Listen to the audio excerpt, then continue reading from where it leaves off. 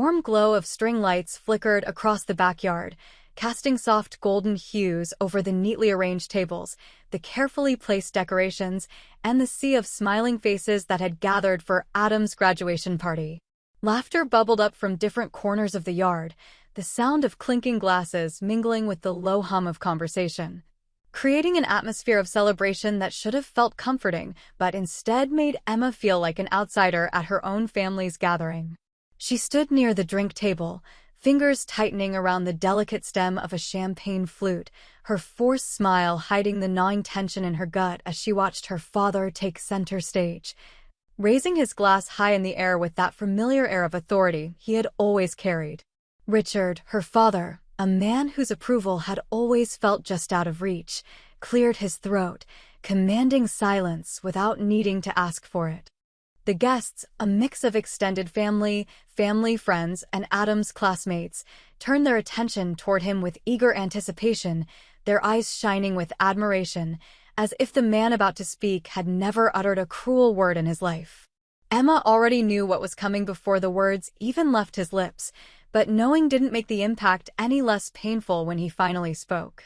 To Adam, Richard declared, his deep voice carrying across the crowd, rich with pride and certainty. To the only child who ever made me proud.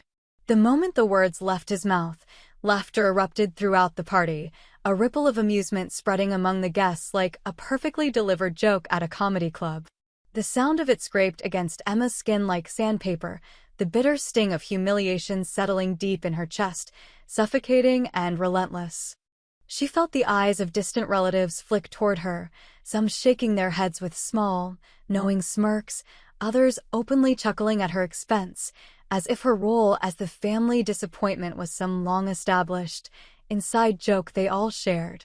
She took a slow sip of champagne, the bubbles fizzing bitterly on her tongue, willing herself not to react, not to give them the satisfaction of seeing how deeply those words cut.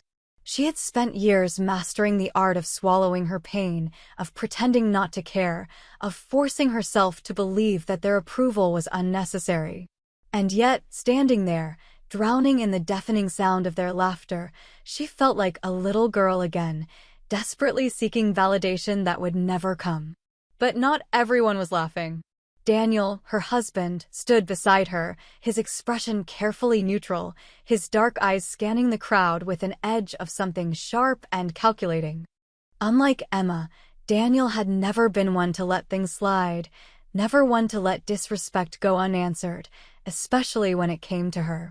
She felt it before she even saw it, his shift in stance, the slow, deliberate way he reached into the pocket of his suit jacket, fingers brushing against the neatly folded papers he had been holding onto for weeks, waiting for the right moment. And this, it seemed, was the moment. Interesting. Daniel's voice rang out, calm but laced with something cold and deadly beneath the surface. The laughter around them began to wane, the attention in the room shifting, like a slow-moving wave turning toward the storm forming on the horizon. Emma turned toward him, her breath catching as she saw the stack of crisp white papers now held in his grasp, the unmistakable print of bank statements glaring up from the pages. "Because you were more than happy," Daniel continued, his gaze settling on Richard with a casual kind of challenge, "to cash her checks." The words sliced through the air like a blade, silencing the remaining laughter in an instant. The energy in the room shifted so fast it was almost suffocating, the once lively party now suspended in tense, stunned silence. Emma watched as her father's confident smirk flickered, his grip on his champagne glass tightening just enough to make the liquid inside tremble. Around them, guests exchanged puzzled looks, the weight of Daniel's words sinking in as whispers began to stir at the edges of the gathering. Emma could feel the collective confusion, the growing realization that something far more significant than a poorly worded toast was unraveling before their eyes. Her mother, Linda, sat frozen at the head table, her lips pressed into a thin line, her carefully applied lipstick doing little to hide the way her mouth twitched with barely contained panic. Adam, the golden child, shifted uneasily in his seat, his usual cocky demeanor replaced with something that looked suspiciously like dread. For the first time in years, Emma wasn't the one feeling small, wasn't the one drowning in the weight of their judgment. And it was only just beginning.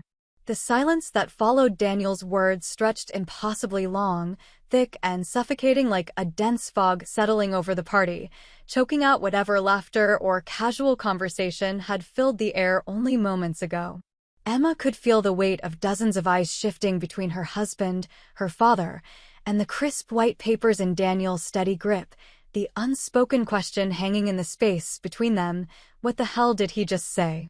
The first person to break the silence was, unsurprisingly, her father, Richard, whose face twisted into an expression that Emma recognized all too well. The familiar mask of irritation and condescension he wore whenever he felt challenged but refused to acknowledge his wrongdoing.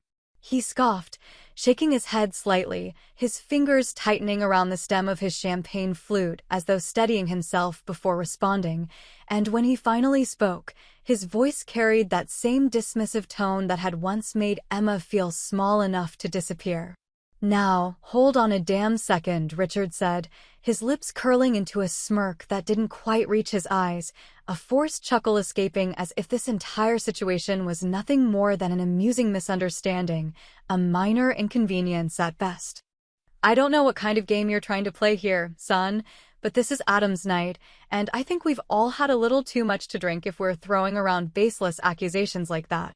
He took a slow sip of his champagne, as if punctuating his words with an air of nonchalance, as if dismissing Daniel's statement would somehow make it disappear, would somehow erase the white-hot tension suffocating the room.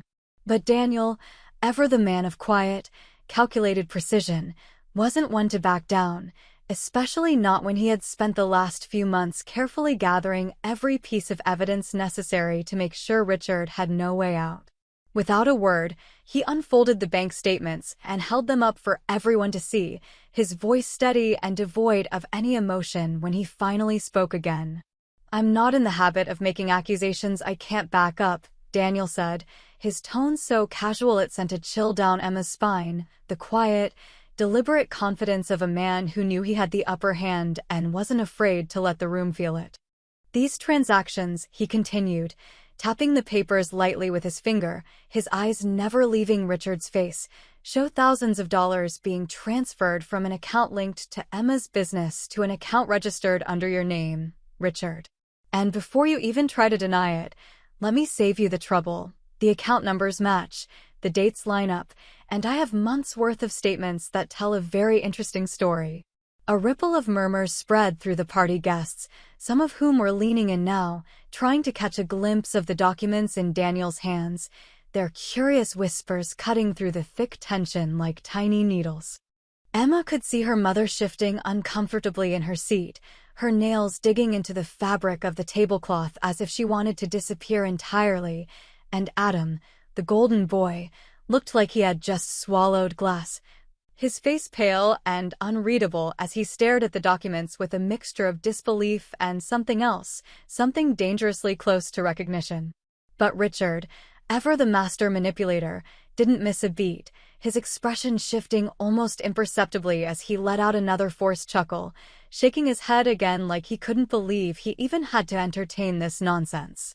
"Oh, come on," Richard said, his voice a careful blend of exasperation and amusement, the same tone he had used on Emma when she was a child, when he wanted to make her feel ridiculous for ever daring to challenge him.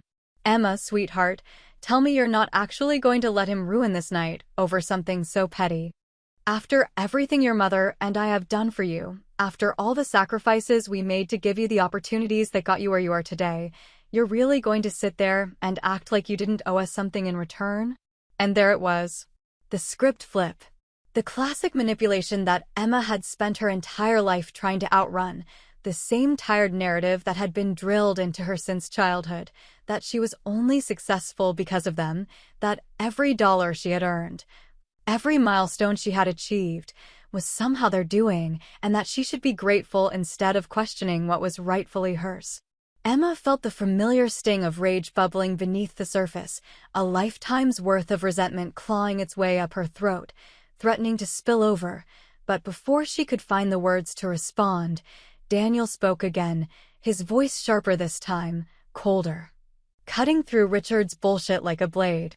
That's an interesting way to put it, Daniel said, arching a brow as he glanced at Emma, as if gauging her reaction before turning back to Richard. Because from where I'm standing, it looks less like sacrifices and more like straight-up theft. Emma's been unknowingly funding your lifestyle while you've been running around pretending she's some kind of disappointment. So tell me, Richard, how long have you been stealing from her? The question hit the room like a wrecking ball, the last of the murmurs dying down as every eye turned back to Richard, waiting for his response, waiting to see how he would weasel his way out of this one.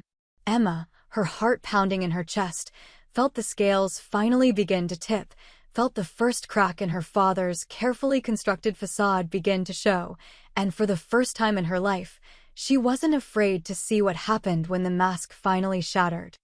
The air in Emma's home office was heavy with the scent of stale coffee and paper, the harsh glow of her desk lamp illuminating the chaos of bank statements, credit reports, and financial records scattered across her desk like the wreckage of a storm she hadn't seen coming. Her hands trembled slightly as she flipped through the documents, her eyes scanning the numbers and dates with a sickening sense of realization settling deep in her stomach, an unease so profound it made her feel like she was standing on the edge of a cliff, staring into an abyss she could never climb out of.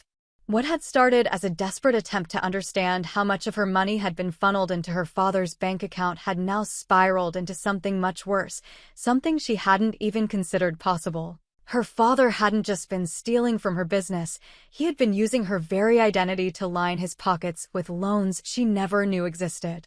She could feel the blood draining from her face as she came across the first instance of fraud, her own social security number printed in black ink at the top of a loan application from nearly 6 years ago. The same year she had taken out her first business loan, the same year she had struggled to keep her company afloat while wondering why every bank seemed hesitant to approve her for additional credit. She had blamed herself back then, assuming she had miscalculated something, assuming she had done something wrong, but now she knew the truth. She had never stood a chance because someone else had been leeching off her financial credibility, using her name to secure money she never saw a dime of. The betrayal burned through her veins like fire, her fingers gripping the papers so tightly they nearly crumpled under the force of her rage, her pulse hammering in her ears as the weight of a lifetime of manipulation pressed down on her chest, threatening to suffocate her. Emma barely remembered grabbing the documents before storming out of her house, her legs moving on autopilot as she drove toward her parents' home, the streetlights casting eerie shadows on the empty road ahead of her. Her mind replaying every moment of her childhood that suddenly made so much more sense. Every time Richard had dismissed her accomplishments, every time he had laughed off her success as luck, every time he had made her feel like she owed him for the very air she breathed, it had all been a carefully crafted illusion. A distraction from the fact that he had been leeching off her for years while convincing her she was never enough. By the time she pulled into her parents' driveway, her hands were gripping the steering wheel so tightly her knuckles had turned white, her breath coming in sharp, uneven bursts as she tried to steady herself before stepping out of the car, knowing that the moment she walked through that door, there would be no turning back. Linda was the one to answer the door, her mother's face momentarily lighting up in surprise before shifting into something cautious, something wary, as if she could already sense the storm brewing behind Emma's eyes. Without waiting for an invitation, Emma pushed past her, her heart pounding like a war drum as she marched toward the living room where Richard sat, comfortably reclining in his usual chair with a drink in hand, as if he didn't have a single care in the world. Adam was there too, lounging on the couch with his phone in his hand, barely glancing up as she entered, his expression unreadable, his silence deafening in a way that made Emma's stomach twist with something dangerously close to heartbreak. She turned to Linda, her voice sharp and unwavering as she held up the stack of documents in her hands, her anger spilling over like a dam that had finally cracked beyond repair. "Tell me the truth," Emma demanded, her voice cutting through the room like a knife, her gaze never wavering as she looked between her mother and father. "How long have you known about this? How long has he been using my name, my credit, my money, To fund whatever the hell he's been doing behind my back. Linda's lips parted slightly, as if she was about to protest, but before she could speak, Richard let out a tired sigh, setting his drink down on the table beside him with a deliberate slowness that made Emma's blood boil. He didn't look guilty, didn't look remorseful. Instead, he looked annoyed, as if she was nothing more than a nuisance interrupting his evening, as if she was the one overreacting instead of the one who had been stolen from. When he finally spoke, his voice carried that same infuriating tone of condescension he had always used with her, the same patronizing cadence that made her feel like a child being scolded for something beyond her understanding. "Emma, you're being dramatic," Richard said, shaking his head slightly as he leaned back in his chair, his fingers tapping idly against the armrest. "You wouldn't even have that money if it weren't for the way your mother and I raised you, if it weren't for the sacrifices we made to give you a good life. So forgive me if I don't feel particularly guilty about taking a little of what was always meant to come back to us in the end." Emma felt something snap inside her, something deep and irreparable, something that had been holding her together for far too long, and when she turned to Linda, hoping for even the smallest shred of support, of validation, of anything that resembled a mother standing up for her child, she found nothing but disappointment waiting for her instead. "He's family, Emma," Linda said softly, her voice laced with something that almost sounded like pity, as if she truly couldn't understand why Emma was making such a big deal out of something so trivial. "You have so much already. Why do you care?" Emma's breath hitched, her fingers tightening around the documents as she took a slow step back, her pulse roaring in her ears as Adam finally shifted, his gaze flickering toward her. But still, he said nothing. He had benefited from all of it, from her stolen money, from the life Richard had built using her name, and yet he remained silent, refusing to meet her eyes, refusing to acknowledge the weight of what had been done to her. The realization hit her harder than any insult her father had ever thrown her way, harder than any dismissal, harder than any rejection. She had never truly mattered to them, not in the way she had hoped, not in the way she had let herself believe. If they wanted to act like she was nothing, she would show them what nothing really felt like. Emma sat in the dimly lit office of the attorney, the weight of years of betrayal pressing down on her like an iron hand gripping her chest, making it difficult to breathe as she listened to the forensic accountant meticulously break down every instance of theft her father had committed. The man sitting across from her, a sharp-eyed professional in an expensive suit, methodically flipped through the thick stack of documents spread out before him, his voice calm but firm as he detailed the depth of Richard's deception, the sheer audacity of his financial crime sending fresh waves of anger rolling through her body. The numbers were staggering, far worse than she had originally suspected, each page revealing another thread in the web of fraud her father had spun around her without her even realizing it, a tangled mess of stolen funds, falsified loan applications, and outright identity theft that had been ongoing for more than 6 years. Daniel sat beside her, his expression unreadable, his fingers interlocked tightly on the desk in front of him, though she could see the tension in his jaw. The subtle way his breath deepened each time another figure was added to the ever-growing total of what had been taken from her. It wasn't just about the money, it never had been, because Emma knew she could recover financially if she needed to, but the part that burned deep in her gut, the part that sent fury racing through her veins like poison, was the fact that the man who had stolen from her had done so while tearing her down at every opportunity, belittling her success while secretly living off of it behind her back. "You have more than enough evidence to press charges," the attorney said finally, setting his pen down as he leaned forward, his gaze locking onto Emma's with a seriousness that sent a small shiver down her spine.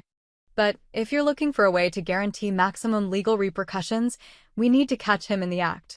We need proof that he's still actively stealing from you, not just that he did it in the past." Emma tapped her fingers against the table, her mind already racing ahead, the wheels turning as a plan began to form in the back of her mind, something sharp and calculated, something that would make Richard regret every smug, condescending word he had ever spoken to her, every lie he had ever told. A slow smile curled at the edges of her lips as she glanced toward Daniel, her heart pounding with the first real sense of control she had felt in days, maybe even years, because now she wasn't just reacting, now she was planning. That evening, as she sat across from Richard and Linda in the overly familiar setting of their pristine dining room, the scent of expensive wine and home-cooked food lingering in the air, she forced herself to remain calm, to keep her expression neutral, even as every instinct in her body screamed at her to get up and leave. They had invited her to talk, which Emma knew was just a polite way of saying they wanted to manipulate her, to convince her that she was overreacting, to gaslight her into believing that all of this was somehow her fault. That Richard had every right to take from her because he was her father, and that family, no matter what, always came first.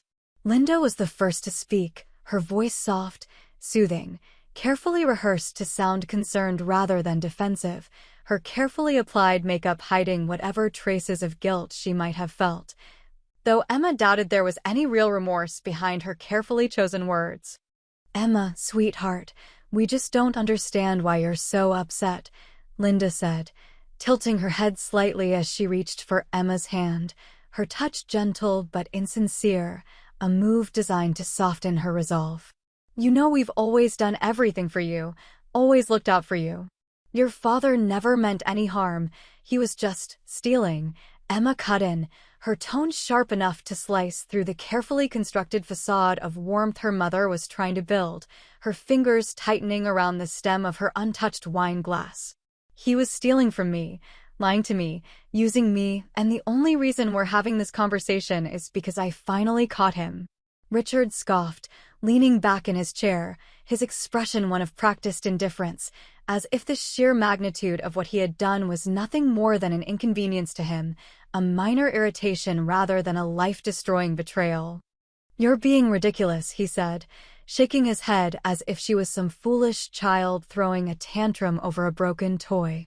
"You wouldn't have that money if it weren't for the way your mother and I raised you, for the sacrifices we made to give you a good life. So yeah, I took a little here and there, but don't act like it wasn't rightfully ours to begin with." Emma forced herself to smile, to keep the satisfaction from creeping into her expression, because she had expected this, had anticipated every single excuse, every single attempt to turn the blame back onto her. And that was exactly why she had already put her plan into motion before she had even stepped foot in this house.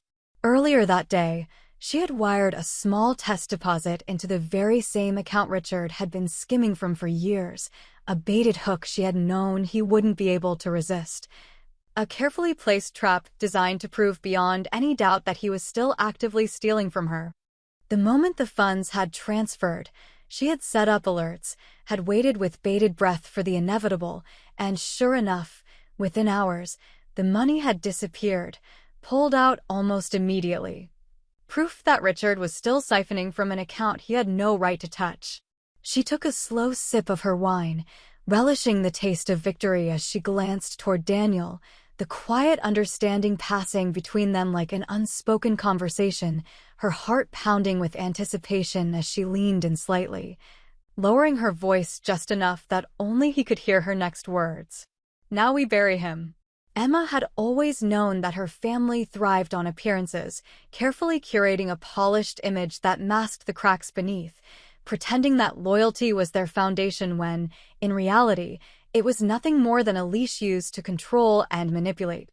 As she stood in the spacious living room of her childhood home, surrounded by people who had spent years belittling and exploiting her, she felt something cold settle in her chest, not sadness, not anger, but the quiet certainty that after tonight, there would be no going back.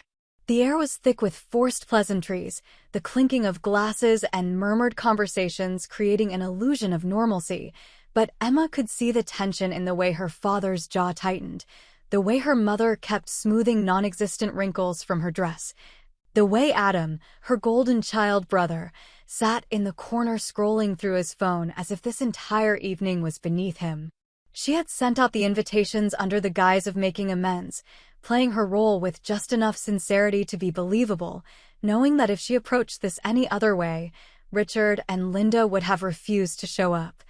instinctively wary of anything that didn't allow them to control the narrative. But tonight, for the first time in her life, Emma was in control, and as she glanced at Daniel, who stood quietly by her side, she felt a rush of reassurance, knowing she wasn't alone in this. Her husband had stood by her through every painful revelation, through every moment of self-doubt, and now, as they prepared to pull the final thread from the tangled web of lies her family had spun, she could feel his silent support like an anchor keeping her steady. The sound of the front door opening drew everyone's attention, and for a split second, Emma saw confusion flash across her father's face as a man in a dark suit stepped inside, a briefcase in one hand. His expression unreadable as he made his way toward the center of the room. The murmurs around them grew quieter as the stranger set his briefcase down, his presence an unexpected disruption to what was supposed to be a warm, intimate gathering, and Emma allowed the silence to stretch for a moment before she finally spoke.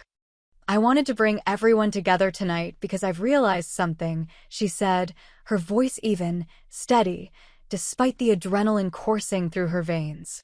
"I've spent my whole life being told that family is everything, that no matter what happens, we're supposed to stick together. But I've also learned that sometimes the people who claim to love you the most are the same ones who will gut you without a second thought." Linda let out a nervous laugh, the kind that was meant to smooth over tension, but Richard's eyes narrowed, suspicion flickering across his features as he glanced between Emma and the man beside her, the pieces already beginning to click into place in his mind. "What is this?" Richard asked, his tone clipped, his usual bravado laced with an edge of unease. "Who the hell is this guy?" Emma didn't answer immediately, instead turning to the man in the suit and giving him a slight nod, and without hesitation, he unlatched his briefcase, pulling out a thick folder that he placed on the coffee table in front of them. The room was deathly silent as he opened it, revealing neatly organized documents, each page a carefully compiled piece of evidence, a record of Richard's financial crimes laid bare for all to see. "My name is Andrew Clark," the investigator introduced himself, his voice calm, professional, betraying none of the damning weight of the information he was about to reveal. "Ms. Carter hired me to investigate financial discrepancies in her accounts, and after weeks of extensive research, we've uncovered undeniable proof of fraud, embezzlement, and identity theft, all tied back to one person, Richard Carter." Richard let out a scoffing laugh, shaking his head as if this were all some elaborate joke, but Emma could see the flicker of panic in his eyes, the way his fingers curled into fists at his sides, the way his mother shot him a desperate, warning glance as if begging him not to make this worse. "This is ridiculous," Richard said, his voice rising, his attempt at indifference beginning to crack. "She's my daughter. If I took anything, it was for the family."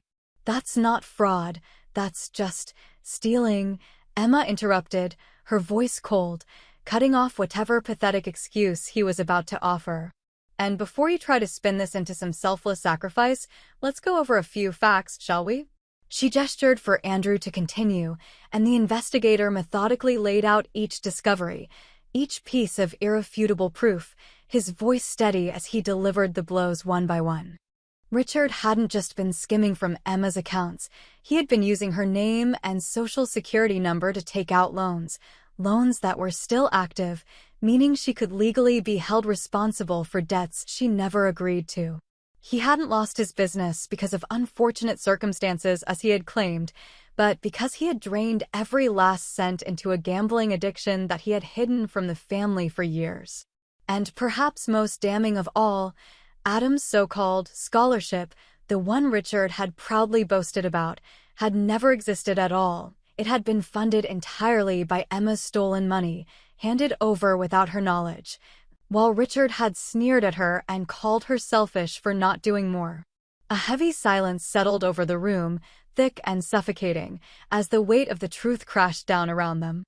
Linda's face had gone pale, her carefully constructed mask of maternal concern cracking at the edges, while Adam, for the first time since arriving, actually looked up from his phone, his expression caught somewhere between disbelief and guilt, as if he were only now realizing the full extent of what had been done. Richard opened his mouth as if to argue, to deny, to twist reality into something more palatable, but Emma had no interest in hearing whatever pathetic justification he was about to offer. She took a step closer, locking eyes with him, unflinching, unwavering, the years of hurt, of betrayal, of being dismissed and demeaned boiling down to this moment.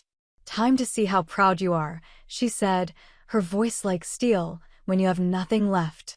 Emma had always been told that revenge was a dish best served cold, but standing in the wreckage of her family's ruined facade, she realized that vengeance was even sweeter when it was slow, calculated, and utterly inescapable.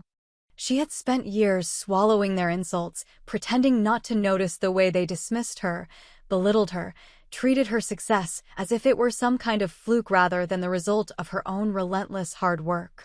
But now, the game had changed, the power had shifted, and as she watched her father's face contort with rage and desperation, she knew there was no coming back from this.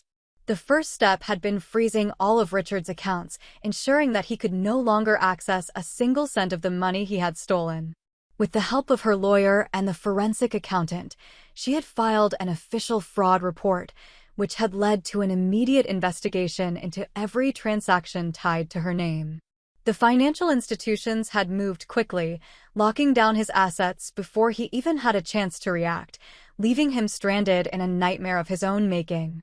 But Emma hadn't stopped there, because as it turned out, Richard's crimes extended far beyond simple theft. He had also failed to report large sums of money, which meant one thing: the IRS was now involved. The moment the federal agents showed up at her parents' doorstep, the carefully constructed illusion Richard had spent years maintaining crumbled like a house of cards in a storm. The unpaid taxes, the unreported income, the fraudulent loan applications, everything was laid out in black and white, an undeniable testament to his arrogance and greed. And yet, even as reality came crashing down around him, he still tried to cling to the delusion that he could somehow talk his way out of this. "Emma, please, just listen to me," Richard said, his voice hoarse, his once commanding presence reduced to that of a desperate man grasping at straws. "This has all been blown way out of proportion.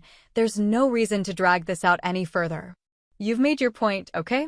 Let's just put this behind us." Emma let out a soft, humorless laugh, shaking her head as she watched him struggle to regain control of the situation. "Put this behind us?" she repeated, her tone dripping with disbelief. "You stole from me for years. You put me in debt. You used my name, my success, my hard work, and now that it's finally caught up to you, you think a few empty words are going to make me forget it." Linda, who had been standing silently up until this point, suddenly snapped, turning on her husband with a ferocity that surprised even Emma. "You said you had it under control, Richard," she hissed, her voice shaking with barely contained fury. "You promised me that this wouldn't come back to bite us. And now look at us, we have nothing. Nothing, because you were too greedy, too reckless, too goddamn arrogant to think this would ever catch up to you." Richard recoiled as if he had been physically struck, his eyes darting toward Adam, who had been watching the entire exchange in silence, his face unreadable. For years, Adam had been the golden child, the one who could do no wrong in their parents' eyes, the one who had benefited the most from Richard's manipulations. But now, standing in the middle of the ruins of their family's legacy, even Adam couldn't pretend that this wasn't exactly what they deserved. "Was I just a pawn in your game?" Adam finally asked, his voice quiet, but filled with something Emma had never heard from him before: disillusionment, betrayal, maybe even regret. "Did you ever actually care about me, or was I just another excuse to keep taking and lying until there was nothing left?" Richard opened his mouth to respond, but for the first time in his life, no words came. He had nothing left to say, no defense to offer, no more lies to spin, and as the weight of everything he had done finally settled on his shoulders, the fight drained from him completely. Emma didn't bother waiting for whatever pathetic excuse he might try to muster. She had wasted enough of her life waiting for this family to see her, to respect her, to treat her as something more than a resource to be exploited. And now, as she reached into her bag and pulled out the final nail in their coffin, she felt nothing but satisfaction. She stepped forward and dropped the thick envelope onto the coffee table, letting the sound of the papers hitting the wood echo through the silent room. Richard frowned, hesitantly reaching for it, his fingers trembling as he pulled out the letter on top. His eyes scanned the words, his face going pale as the reality of what he was reading hit him like a freight train. Effective immediately, Emma said, her voice calm, almost conversational, as she watched his hands shake. The bank is repossessing the house due to outstanding debts and fraudulent loan activity. Turns out, when you build a life on lies, eventually everything comes crashing down. Linda let out a strangled gasp, snatching the papers from Richard's hands as if she could will the words to change just by looking at them harder. Adam exhaled sharply, running a hand down his face, the full weight of the situation settling in. And Richard just sat there, shoulders slumped, looking like a man who had finally realized that he had lost everything. Emma turned toward the door, not bothering to wait for whatever desperate pleas they might try to throw at her. She had heard enough, seen enough, lived through enough to know that nothing they said would change the past. And frankly, she didn't care. As she stepped out onto the front porch, Daniel was already waiting, his expression unreadable, but his eyes filled with something that looked suspiciously like pride. She let out a breath she hadn't realized she had been holding, letting the last remnants of her past drift away with it. Then, with one final glance over her shoulder at the house that had never truly felt like home, she smirked, shaking her head as she muttered the words that would linger in the ruins of her family's shattered world. "Funny," she said, her voice light, almost amused. "Turns out I was the only one keeping this family afloat."